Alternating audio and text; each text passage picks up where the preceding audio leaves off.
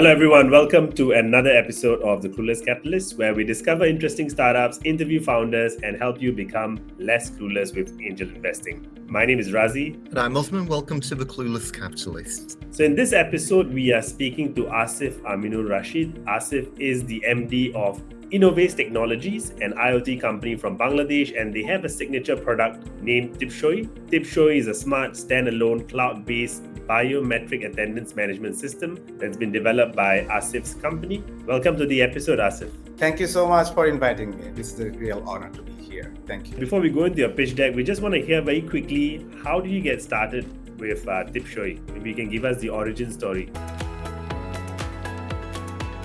Osman, you have met our co-founders, right? So We were all from the same university, and it is the top engineering university of Bangladesh. It's like the IIT of Bangladesh. And we were, Munir, me, we were from the same batch. And Munir was the whole organizer of the batch. So everyone knew about him. He used to organize all of those events. And one of our other co-founders was Shimul. And Shimul was known for his reputation was for participating in this robotics competition internationally. He visited NASA while he was a student, so he was a star.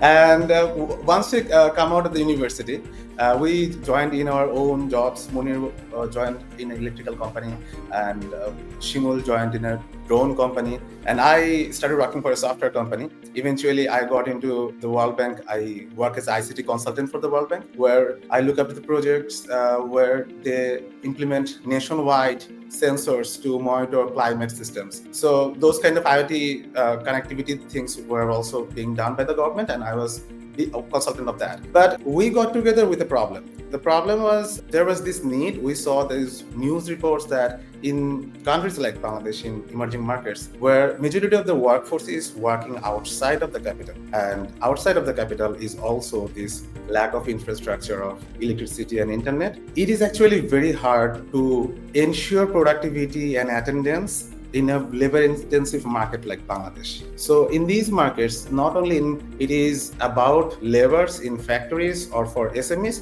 but it is also think about the governments who are trying to deliver service of healthcare and education in these rural schools and hospitals. We have seen news that many of the times, not only in Bangladesh, but also in many other emerging countries, those doctors and teachers are actually, many of the times are lack motivation to be present there, and this causes a huge student dropout. So Bangladesh government was trying to do a pilot to centralize 100 village school, and that's where we came in. We got together, we found about this opportunity. We thought we would just take biometric devices from the market and do a software integration kind of thing. But it was not like that. Those areas had only 2G, and there was no way of actually connecting those areas to the central head office. So we started, as we have so many engineers here, and they're so like to build stuffs. So we started building our own hardware from ground up that can be thrown into the harshest environment of the country, in the rural-most schools. So the design and everything is done by our engineers here, the Shimul, the guy, and the Munir, who has a huge connection in China, and he has a huge supply network in China. So we know which material is the best supplier, who is the best supplier. So we were going through that iteration, and we successfully did the pilot of centralizing 100 schools, 100 rural schools attendance into the ministry. So seeing the success story, government circulated a letter to all schools across the country to purchase a biometric device so that they can finally have a view and control system of this thing. But we scaled up very fast because we had to do it, because there were 65,000 schools asking for devices immediately, just next month. So we were scaling up our capacity and the quality of the device. We went from version 2 to this is version 13, and then we scaled up our production, and eventually at the end of 2019 we delivered to around 6,000-7,000 schools. Then COVID came and all the schools were shut down for 2 years. So we were faced with a huge challenge. We had a huge team, and we fell from the sky actually. So what we started to do, we saw that this problem was also happening in enterprises where they have diverse workforce. They have distribution across the nation. They have sales force across the nation working. NGOs who have field force moving from one place to another doing work, and also factories who have to maintain shifts and of large workforce. We found that this problem was ubiquitous everywhere. And there was no single system where the biometric portion, the hardware portion, the connectivity portion, the software, these are all separate things they had to solve. But the SMEs that we have and the mid-level companies, they did not have those things. And even the large enterprises, they were not able to do this in-depth level of hardware integrations. So what we did, we immediately got traction in the largest banks, pharmaceuticals, and other factories, and also the NGOs. And during COVID, we pivoted completely from the schools to the SME and enterprise and government. So fast forward to now, we are now seeing like real growth in SME thanks to multiple factors. Number one is we have changed our offerings in a way so that for SMEs, we offer bundle. We offer hardware, software, service, extended warranty. So it is profitable for us as well, and it is actually half the price of other HR softwares, but it already includes all the HR software. So this is very much actually lucrative offer for the SMEs. So we are seeing growth in SMEs. Also, another reason is happening. I shared this news with you guys as well. We are in a very good momentum at this moment. Everything good is happening right now. So the government has instructed all the religious schools of Bangladesh recently to install a biometric device, again for the same reason. So we are now actually in between this acquisition period, and we just received the largest work order of our lifetime, and that is from the largest NGO of the world. So that is the $350,000 work order. They have thousands of rural schools. They work with dropout students in the rural schools. So our device is being implemented, our portable device is being implemented in those schools. So thank you so much for listening to our story. We see that this is a local initiative, but it has been solving problems that are ubiquitous in many other places. And we are looking forward to that. Let's do the pitch deck, and then afterwards we'll ask our questions.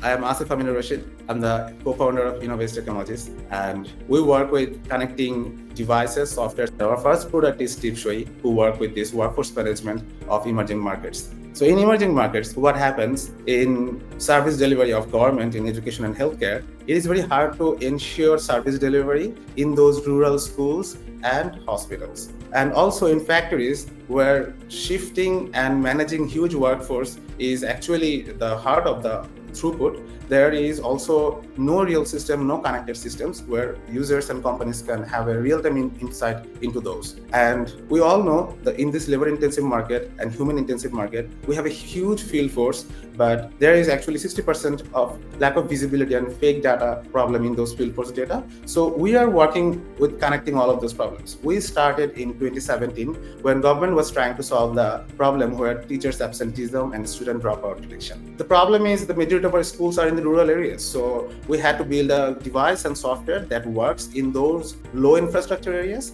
And based on that success, it was deployed in thousands of other schools. Fast forward to 2025, we are now going forward, and our primary solution that is fueling that growth is that connected hardware, that connected software, and that bundled offering. And our software and hardware not only works in the low infrastructure area, but it also serves the compliance of the top bank and the necessity of the largest pharmaceuticals and other factories and NGOs. Competing, if we look into our product, the first look, it looks like just a biometric device, but compared to a biometric device, they are designed for high infrastructure areas, but our device works in the low infrastructure areas, and it also has inbuilt connectivity with software that gives real-time visibility and actionable insights. And it has all the HR and payroll need that a SME or enterprise may require, and it also works with integration with ERPs and HRs and other devices. The market is huge. The biometric device, traditional device that we see, the market of that is $120 billion globally. But in Bangladesh, we are looking towards 8 million SMEs, and we have 115 million workforce to manage. So we are looking forward to dominate that market first and then to grow globally. This is our traction so far. We have installed 10,000 plus devices not only in rural schools and hospitals of the government, but also in the largest bank and factories. You can see the logos here, few of our respected clients. We already served 1,200 customers, and 500,000 people are now connected into our platform. So our revenue is coming from the upfront hardware where we make 60% gross margin,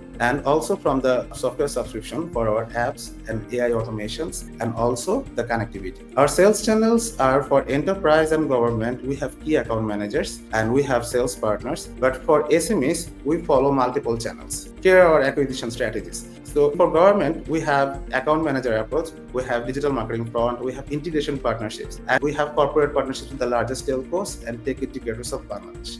For SMEs, our primary acquisition is through digital channel, and we have a distribution. We have Equity onboarded the largest IT distributor of the country to boost our distribution across the country, and we have integration partnership with all the HR, ERP, school, and hospital management softwares, and all the available biometric devices in the market, so that our software adds value to those competing biometric devices, revenue share with those partners, and at the same time, while with our software partners like HR and ERP companies, we provide the device with inbuilt connectivity with those softwares. We also have an influencer affiliator model where local community technicians and electricians and ISPs and individual persons can be our influencer and sell our devices in the remote villages. So from the very first of our journey, we have always grown through partnerships, and we see that the huge market that we serve, our primary growth factor will be good partnerships. So in 2019, while we were growing very fast, our growth was fueled by the partnership with the largest telecom of the country, and we white label partnered with them. We also partnered with, as we have said before, with all the major ERPs and school management softwares and HR softwares, and also all available biometric devices in the market. And we have this distribution network, and we see that in our global expansion, this integration partnership and this distribution partnership will be key towards global expansion. So as we have said about the team before, we were co-founders from the same engineering university, and I am from the computer science background, and I have extensive experience of connecting nationwide instrumentations for working as a World Bank consultant, while Munir has in-depth knowledge of production, working for the largest transformer production facility of this country, and Shimul has been a star since the varsity days, participating in robotics competitions, and also has a huge industry experience. So to fuel our the growth that we are pursuing right now, and we are in middle of, and also towards our first expansion in Middle East, we are looking forward to raise $500,000, and we are also seeking for $300,000 for debt financing, because we have large work orders coming, and to finance those work orders, COGS, we are also looking forward to debt financing. Thank you so much, and we are looking forward to grow this local initiative globally. All right, great. I mean, we've heard the story. I mean, and you briefly mentioned this earlier on during COVID, how your story kind of stalled as a business. What did you do to overcome that particular challenge? Because I think most of our viewers are always curious to hear the particular challenges before we get to where we are right now. Yeah. And that was one of the notable ones. In fact, I would say that COVID has played a major part in most startups over the past few years, and yours is particularly relevant here. But tell us what happened during that period and what you did to become more resilient and bounce back as strong as you have. Yeah, so that was a very good time just before COVID, and we actually had a good amount of cash surplus, because we were distributing so many schools, and with that cash surplus, what we did, we were just trying to serve all 65,000 schools, so we bought more raw materials with all of our money. But so when COVID came, all we had were materials, but no work order, no money, and we had a big team. We took preparation we saw that what is happening in China, and we thought it will be about 3 months at most. So we talked to our employees, and we said that we have to deal this together, and we talked about modalities of lowering our expense and delaying maybe some of the salary for future time. So that was the first approach that we took, but we also saw that we can barely survive a couple of months here, because all of our money are in raw material. So then with that money that we had, we took a bet. We saw that our product was secondary. What people are looking for is masks, oximeters, and those medical electronics. We understand electronics. So what we tried to do, we found out the best quality is oximeters and masks and those things that were required by the market, and we spent all of our money there. And we bought those, brought it here. We had actually very good trust from our peers, and also not only our peers, the followers of Tipsoi and Innovate. Although we mentioned there that we didn't manufacture this, but all of them thought we did, and they loved it. And that's how we actually increased our runway from 2 months to 4 months. And in the next 2 months, we also did some other things. We actually did a lot of things to survive at the time. So what we did, using our expertise in connectivity, we also solved some of the industrial IoT problems. So see, we had a lead coming to us that the largest electronics manufacturer of this country, they want to monitor their production, connecting all of these machines, but that was very hard for them. So we have this connectivity expertise. So we did that project. So we did a couple of those kind of IoT and research kind of projects in that time. Also international collaborations with University of British Columbia and those kind of outsourcing work. We also did some of those. And finally, we landed the largest distributor, Global Brand Private Limited. In the end, I think it was October. In October of 2020, when they were interested, they saw the opportunity that Tipsoi can be scaled to other SMEs and enterprise, and they ordered actually a bunch of devices, and that actually extended our lifetime even. So it was all hustling at the time. Yeah, and I think this is the reason why we like to hear these stories, because it gives an idea of how the business was, what you did to overcome those challenges. Because a lot of the things that we always tell other angel investors is that, where a business starts from and where it ends up can be very different, and it's often because of things like this that happen during their initial lifetime. Something that you didn't encounter or expect to encounter, and then you have to change and you don't have much option. So if we take a look at all of the startups that we look at, what they have as their business model right now versus what they end up in 5 years, 10 years time can be very different, but it's not bad when they pivot and move. But in this case, you've done really well in terms of overcoming those particular challenges right at the very start. It was not also only about our decisions. It was mostly about my team that we had at the time. It was mostly all engineers. And it was probably in June, I called a meeting with all of them and I said to them, I can find you jobs in more stable outsourcing companies. We can do it actually. So, but most of them decided to stay back and to survive with us. So that was a moment that gave me real strength actually. Yeah. My pain tolerance got 10x actually through that process, just by the support of my team actually. Yeah. So let's just go into the metrics that matter. What are you actually measuring in terms of success, and what you're tracking on a month-by-month basis? So our primary metric has been revenue, because we were bootstrapped, but we got a huge hit in that time in revenue. So at this time, last year, our revenue was around $500,000. And this year, we have already landed the $350,000 work order and some other sales from SME. And our sales projection is around $1.2 million. But majority of that is coming from one-off uptime sale. The 20% is around subscription fee. So our goal now is to increase the portion of subscription fee. So we are now bundling our hardware for SMEs. We're getting into 5-10 years agreements with the enterprise that we serve, and we are offering per employee type modality for our software, where they have huge field force. So we are expanding in our software territory more at this moment and offering software bundles. So our KPIs is number 1 is revenue, and the number 2 is subscription fee, annual subscription. In terms of deployments, how is that tracking, and do you have any churn at the moment? We faced churn in 2 places. One was when schools were shut down. They had no intention of using those devices anymore. Many of the devices are still working, by the way.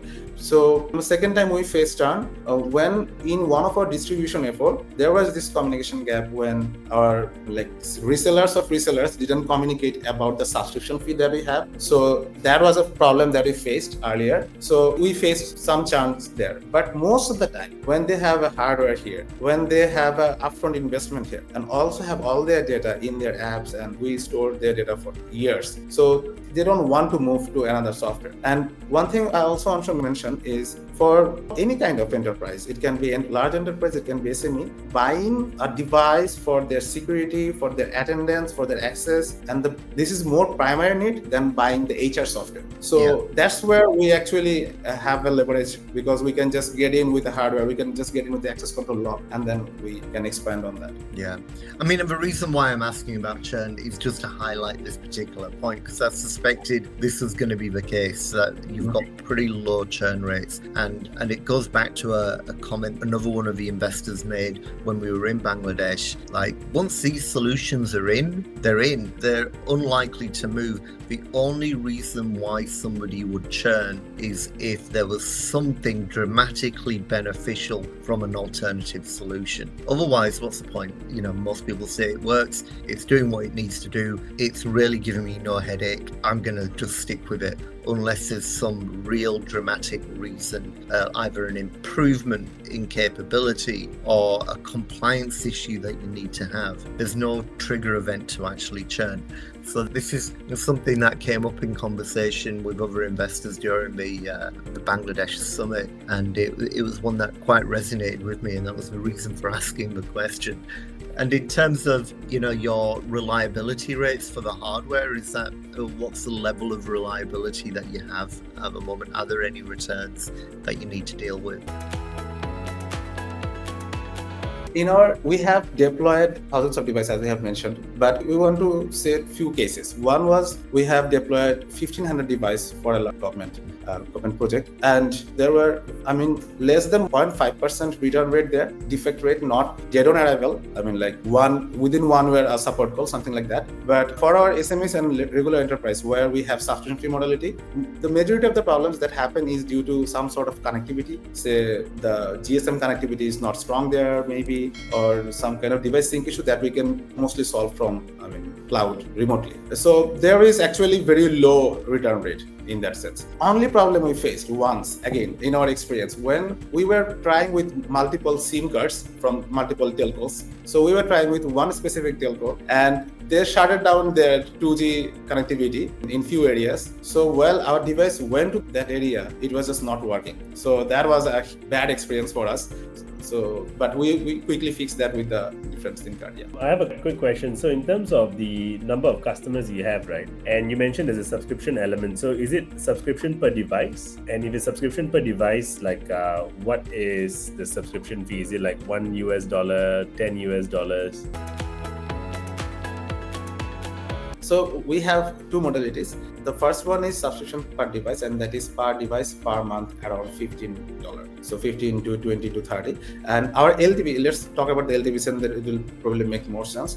For SMEs, our LTV is around $600, and our customer acquisition cost is for SME is $30 around. And for enterprise, our LTV actually is varying, but our largest contracts are size of $300,000 to $500,000. So they also have further expansion possibility in their route. So we just said that around $500,000. So in terms of devices, so let's say there are 10,000 devices deployed and you're charging, was it $10 per device, right? Or was it $15? $15, yeah. But there are a few modalities. So we have integration partnerships. So integration partnership is one of our way of growing. We partner with competitors, like HR softwares are also our competitors in some cases, right? As we have all the HR software features, as we want to increase our subscription fee. So what we do, we partner with those HR softwares with our device, because we have also integrated other biometric devices. So now the client of that HR software or ERP software, whatever device he wants to use, he can use, because the HR software has now integrated with us and we have integrated with other devices. So although we are competitor, they are sharing subscription fee revenue to us. So not all cases we have actually $10, $15 subscription per device per month. We have for these kind of cases maybe much lower, $1 to $3, something like that. So I think like in terms of it is a very sticky product, right? What you have, like what Osman was saying. But I think also if there was a way to increase the number of devices out there that is on the $15 subscription, then I think it becomes really good revenue for the startup, and becomes really good when it comes to looking at the valuation numbers. Imagine the 20,000 madrasas. If you're able to close 20% of them, there's 4,000. Let's say they each have one device. 4,000 devices times 15 is 60,000 a month. You won't get all 20,000, right? I mean, there are maybe, how many other competitors are there for what you are doing? So the biometric devices are there, but they don't offer these managed cloud and apps. So they just sell one-off, and mostly through security service companies and through the HR and ERP software companies. this is the way currently the devices are sold. But for software side, we have HR softwares, but then they don't have the hardware front of it. So exactly what we provide, we have found just one smaller competitor from Bangladesh, and we have seen that one of the top giant in biometric device category is Suprema from Korea. They have a smaller startup who is doing something similar, and we have seen that the NIST top ranked biometric algorithm is from Innovatrix, that is a Swedish, I guess, and they have a smaller startup who is doing something like that. And there is this Australian unicorn Deputy who works with just this space of managing attendance and workforce shift, rostering and attendance. That's it. Not the whole HR place. That's the place they work in, and they are a unicorn. They're probably the first unicorn after COVID from Australia. So we are seeing these are our similar companies in this. They're not all in Bangladesh, right? Only one of them is in Bangladesh, you're saying? Yeah. In terms of the overall revenue, going back to what you were saying, Razi, if you're charging $15 per month for this, and you've got, let's say, out of those 20,000, 20% accept that's a 60,000 a month recurring revenue that's there for the lifetime of that client, and that's like 720,000 ish a year, I think, if my maths is right.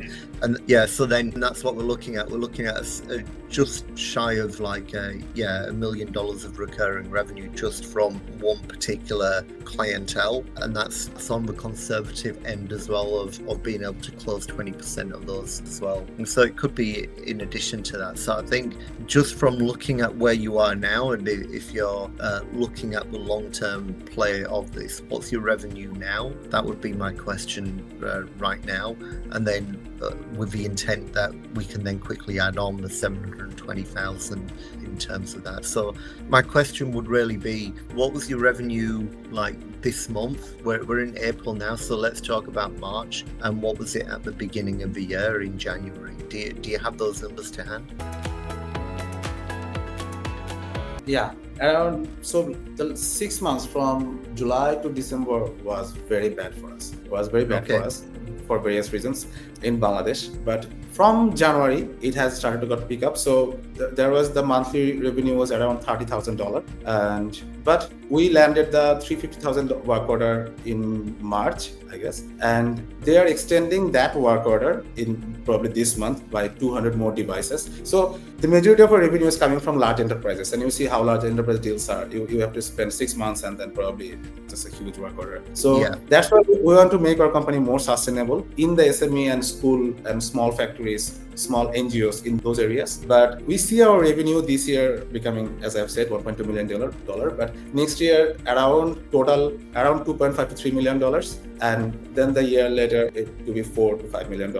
And we see that we can actually grow faster. But the market that we are trying to grow in, we are actually going slow at this moment. We have to try our formulas that we're trying, like the affiliate and the distribution. Because if those things work out, we can just very fast grow very fast. And also, as we have served the largest banks and the largest NGO of the world, so we had to be very compliant in terms of security, in terms of other enterprise concerns. And we have to evolve our product and develop our product to adapt to those needs. So we had this belief that our product can be easily scalable definitely in other emerging countries, but also in Middle East maybe, where a lot of construction is happening. See, one of our primary use case of our device is where we are extending the traditional biometric market, is where there is no complete setups. See, in an office, it is very easy to set up a biometric device, but say in a construction site, there is actually hundreds, if not thousands of workers are working, and it is very hard to monitor their actual payroll, that is, the actual cost is being spent to the actual people, and the total work hour and the overtime, it is very hard to actually calculate, because those kinds of devices and systems cannot be placed there and that cannot be connected to the system. So it is mostly manual. And that was our hypothesis, seeing this in Bangladesh. So we wanted to test this hypothesis in Dubai, because that's where a lot of construction is happening. So that opportunity came in last year, 2024, in October, in GITEX. So we participated in GITEX. So we participated there just just to experiment and to see what happens, we found 7 to 8 interested partners. I mean, we talked with hundreds of people, and we found 7 to 8 interested partners who we are pursuing our partnerships. And they are from Oman, they're from Saudi, they're from all these Middle East countries, because they are saying the same thing. This is actually happening. And we see that we can just easily, instantly go there and scale our market. And also, just by being present in that event, we also got a lead from the Istanbul airport. That team, Dice team, was here, and they were fascinated seeing how connected it all were, and we can be compliant with their requirements. So they are now piloting one of our devices in the Istanbul airport. We also have device in Dhaka airport as well, so that also helps. So yeah, so we see that we can grow globally as well. So we see that after our initial growth, we want to pursue this initial growth, because last year our revenue was only 500 and we're just coming back from that time. So we want to be safe in our first year, and then want to grow the Middle East and Asia market very fast. That's a quick question on that, right? So speaking of the construction industry, so you're saying there's a problem of phantom workers, which means I am charging for employers for workers who actually don't exist, and I'm just charging higher. That actually happens. Actually, it is a huge problem. See, one of our unique use cases, the largest shipping company of Bangladesh, they use our portable device in their ships, because during the loading and unloading and in the midway stoppage, they have to involve many workers. And the head office who is paying the money, they have no way of knowing how many workers are actually working. So we have that portable device, and it works in all of their ships. So various weird and weird use cases we serve with our device. Interesting. So then, which means if I'm a worker on the ship, I have to put my thumbprint on it to check in. Yes. And then when I'm done at the end of the day, I have to put in my face and then leave the workplace. Okay. So then there's no cheating on the overtime as well. Yeah. Also, see, in other industries where you have to make sure your employee is at the service outlet, say maybe in retail, maybe hospital, in factory shifts, it is very important your workforce is there at the right time. So that is also some very important use case. Yeah, I mean, in the past, like when we were students as well, we'd have people sign other people in and then sign them out. Because there were so many people, you would never know, like, did this person actually turn up or not? We don't know. There might be some suspicion, but it's like you're not going to chase it down, and you don't have the time to do that. We just see this problem also came to us, and we are also solving that. From our app, you can take a photo of your classroom and the attendance will be done. So we manage people in all where you have to manage people for you actually. So we also did this another use case for the government where they have to do recruitment, right? And in the recruitment examinations, there's this problem of, again, proxy and the frauds in exam. So using this app and this biometric connectivity, they just take a photo of each of these candidates and it is matched against the database and they are granted entry based on that. So we are also doing these kinds of use cases where people have to be managed through biometric verifications. Just curious, does Bangladesh have a national ID that's based on biometric?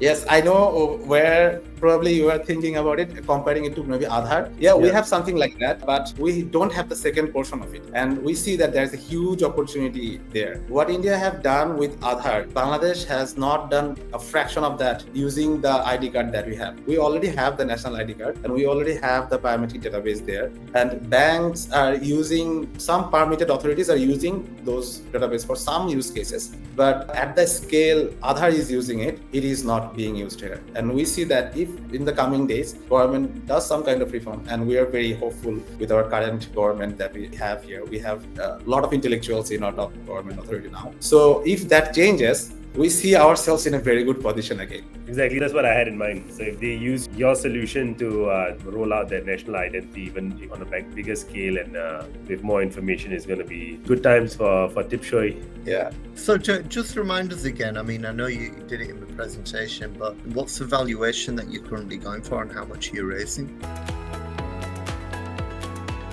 We are currently valuing ourselves at $10 million and we are raising in total $800,000. And yeah, that's where we are now. Okay. And what are you going to do with the $800,000? So Craig asked me this question in the probably last interview that we had with him, is why are you not growing 10x or 100x?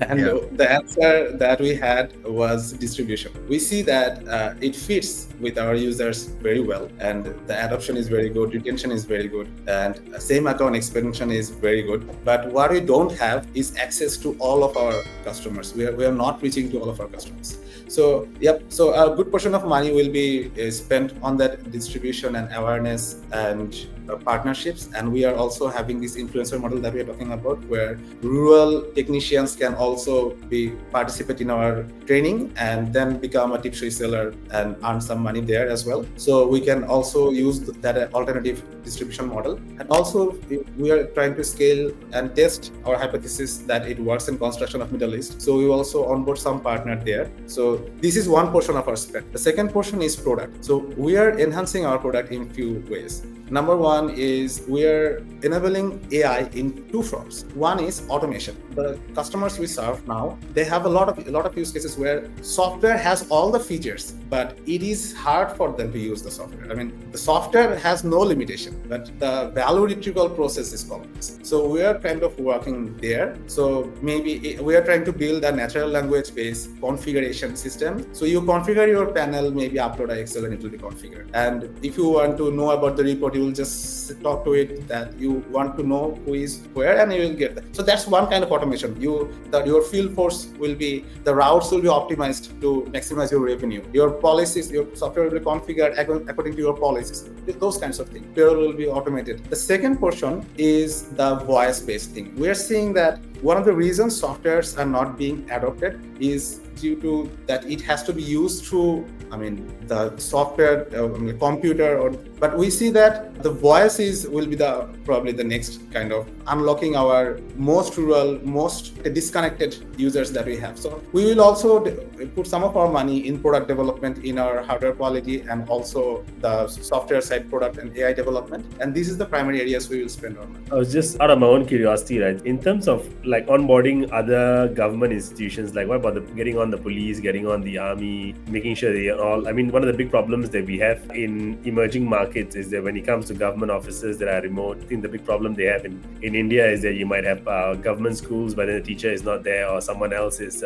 going there in the teacher's place, and the teacher just enjoys themselves at home. So like in terms of deploying this on a bigger scale across the army, the police, and all these government offices, are you having any discussions around that, or are you already onboarding some of these institutions? We are already onboarding many of the government institutions at different scales. We have worked in scale where they have circulated a tender to centralize all Upajala sub-district level office. We have worked in that scale. We have worked in where a remote small Upajala office, that officer wants to monitor his. So we have worked in all of those areas. But we are now talking with the government, and we are trying to prepare ourselves with a kind of PPP model where maybe we can offer this as a managed service, because we see that government is trying to purchase these hardwares in various modalities. They have tried tenders, they have tried these instruction letters to schools, but those are all separate things and has no maintenance capability because the government has no way of paying subscription fee. So if we can propose some kind of modality where we do the maintenance, we provide the hardware, we provide the software, just like we do for the SMEs, and we have a modality with the government, say per teacher, per month basis. So that is something we are trying to do. We have in our mind, but we are also having discussions with our primary way of growing in this government segment is always through our sales partners who are already closely working with the government. So these are the few avenues we are now trying to scale in the government. Okay. And last question for Tipsoi, are you registered in Singapore or Delaware? We are registering ourselves in Singapore. Thank you, Asif, for joining us on this episode. So we've all heard about what Tipsoi is doing, the amazing impact they're making across Bangladesh with their attendance taking. And if you're interested in investing or finding out more, we'll leave Asif's contact details in the description. And of course, if you're interested in investing, always open to speaking to me and Osman. And we hope you enjoyed this episode. And always remember to like, comment, and subscribe. Thank you.